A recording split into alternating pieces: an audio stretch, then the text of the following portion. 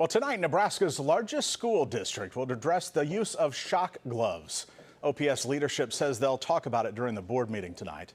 Last Friday, Omaha police showed us how these devices are used. School resource officers, by the way, have only deployed them twice in the last school year. But it's a story that drew immediate concerns and questions from parents. First Alert 6's Philip Katafamo is live in the newsroom with more details on the at least one instance they were used. Philip? Yeah, Brian, last week Omaha police mentioned two incidents of when glove was used in schools. Today I learned one of those incidents was at the Integrated Learning Program, a school focused on special education. Now, the incident report from Omaha police says it happened in May. A security guard reported it started over them confiscating a lighter from an unnamed middle school student on the playground. Now, the police report indicates that when the student was escorted inside, they were making threats toward a paraprofessional who they believed turned them in for the lighter. Now, at one point, the report states the student threw a chair at the security guard, which struck them right in the ribs. The security guard reportedly made attempts to restrain the student and was punched in the head. Now, the report says based on the student's highly aggressive behavior and the ensuing incident, the resource officer used the glove after giving verbal commands to stop. OPD says the glove was applied for 1 second to the student's forearm and then again for 2 to 3 seconds after the student did not stop the first time. Now, the student was taken into custody by the SRO.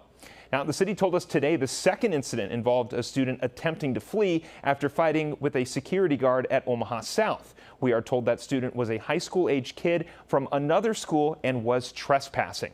In both situations, neither student needed medical support.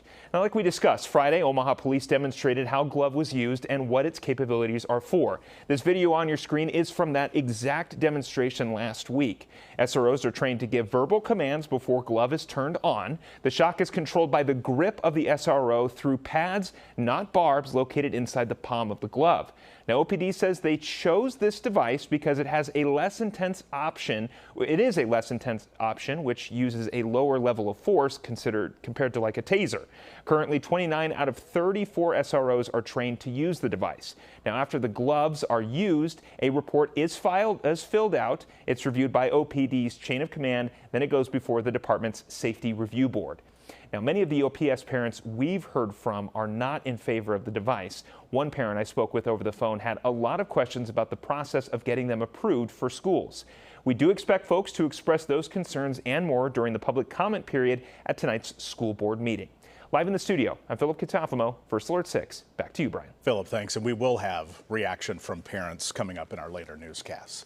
Well, the city and police department provided a joint statement this afternoon on the topic, saying they are offering public school districts a chance to learn more about how the technology works. Again, Omaha Police has 29 school resource officers trained and authorized to use the technology. They're authorized to use the tool in 4 of the city's public school districts: Omaha, Elkhorn, Millard, and Westside. The statement went on to explain how the shock gloves are used. As Philip just noted, an officer has the gloves snapped onto their vest or belt, not on their hands. If a situation escalates, an officer has to follow protocol and give out verbal commands and a warning.